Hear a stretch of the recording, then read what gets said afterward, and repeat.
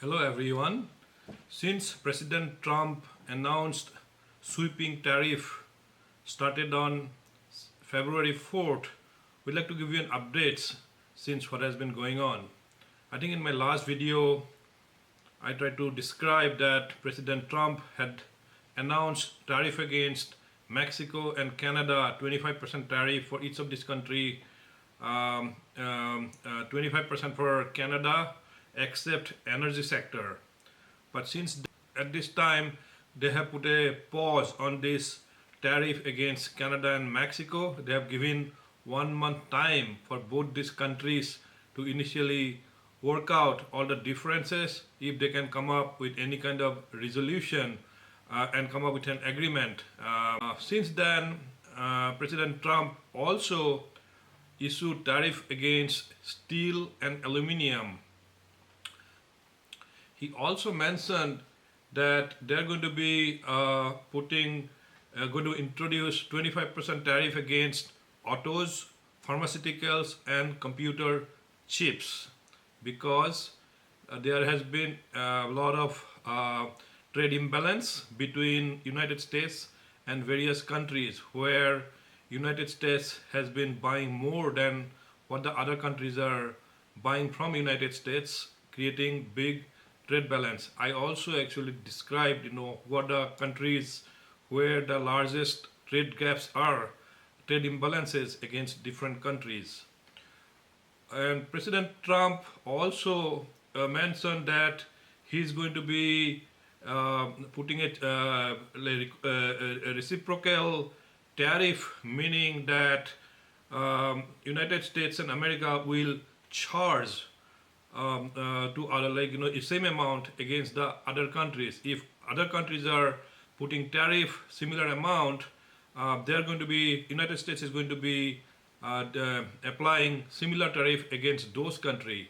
At this time, the United States actually uses the minimum amount of tariff against various countries. I looked into Pew Research where the U.S. tariff rank all the different the countries, what are the average tariff they use against other countries. United States only deploys 1.6%, Mexico does 4.4%, but some African countries like Gabon and Chad, they put like about 70% tariff. Big countries like Brazil and India, India puts 6.3% tariff, whereas Brazil does 8% tariff against other countries or against United States. So Trump also mentioned during his interview in Fox TV with Larry Kudlow, he mentioned particular example about India, that the United States, they're trying to sell Harley Davidson motorcycles to United States, but they're not able to sell it there because... The thing I want to have is a matching tax where if India charges us, India is very big with tariffs. Oh, yeah, very protectionist. Okay, I mean, I saw it with Harley Davidson. I was saying, how do you do in a place like India? Oh, no good, sir. Why? They have 100% and 150% and 200% tariffs. So I said, so they can sell their Indian motorbike. They actually make a bike, Indian motorbike. They can sell that into our country with no tax, no tariff. But when you make a Harley, when you send it over there, because they were doing no business, I said, how come you don't do business with India? The tariff is so high that nobody wants it. But what they want us to do is they want us to go over and build a plant, and then you have no tariff. I said, well, that's not good. That's not our deal, okay? That's not our deal. And I came down very hard on them. But India is very big. Brazil is very big on tariffs. I mean, very, very big. And we had a... Then Trump also mentioned about currency manipulation, especially in the case of China. China, they basically keeps their exchange rates artificially down, not what is actually like... bigger abusers than others. And some, China plays with the value of the yuan always, and they always create a low value. They always make it weak. Now, it sounds bad to say you have it Doing weak. it right now, sir, by the way. What you want is falling Do you big time remember I used right to now. call them and say, you better get it up, because I used to watch it.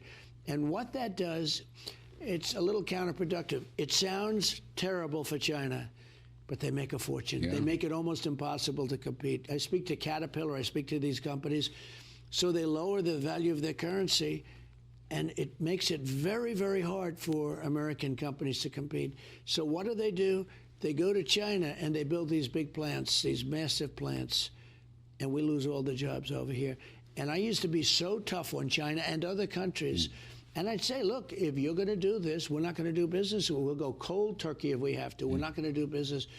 And they always relented. They always relented. But again, you do negotiate from a position of strength, but you are, again, it's the art of the deal. Yeah, We're but not eventually talking you don't taxes have- and tariffs. Eventually, you don't have that strength because the country becomes so weak that you no longer. We have, Yes. right? Also, want to talk about what really impacts as a result of tariff effect of imports on the tariff. Looked into this graph here. So there are two basically straight lines. The red one is a domestic supply, and the one from blue one is domestic demand. Say for example, if you are taking TV prices and TV quantity on the x-axis, if the if tariff is imposed, that means that the domestic demand is going to be coming down, and domestic supply, because the manufacturers are going to be making more televisions in United States, so supply is going to be going up, and as a result of high tariff, things are going to be more expensive in United States, and the demand is going to be dropping. So in this middle section of this graph, you can see at some point that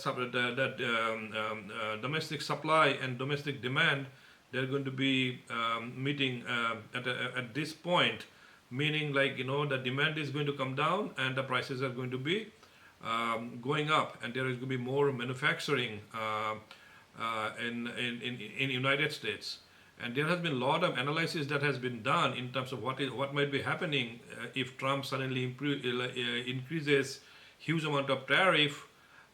Seems like initially everybody thought it's going to be very highly inflationary, but most of these Wall Street and financial analysts, they're saying that if good faith negotiation happens between other countries, that Trump, the United States doesn't have to increase too much high tariff, because the other countries are negotiate and they're going to give up whatever U.S. government would want it, and United States government, Trump government doesn't have to increase too much tariff, and it will not be very inflationary. In the meantime, I looked into housing market. U.S. home builders started raising alarms, as said that tariff raise alarm over tariff as sentiment falls to 5-month low. Currently, the National Association of Home Builder, NAHB, they Home Builder Market Index. There's a market index. It is called HMI index in this yellow. Last reading in January is at 42. Anything below 50 is supposed to be a negative sentiment. And similarly, the NAHB chief economist Robert Dietz mentioned that with 32% appliances and 30% of softwood lumber coming from international trade, uncertainty over scale and scope of tariff has builders further concerned about cost, meaning they have been very concerned, that builders further concerned about the cost, because all the imports like timber, I think I mentioned in my previous video also that the Canadian timber may be inflationary because of the Trump tariff, and might impact the home builders, because it's an essential to have a lot of timbers in building new homes or improving old homes. So there's a lot of things going on. Uh, I'll keep you posted, and hope you like this video. And if you did, please do subscribe it, or if you have any questions or comment, I would really appreciate it. And thank you, and have a nice day.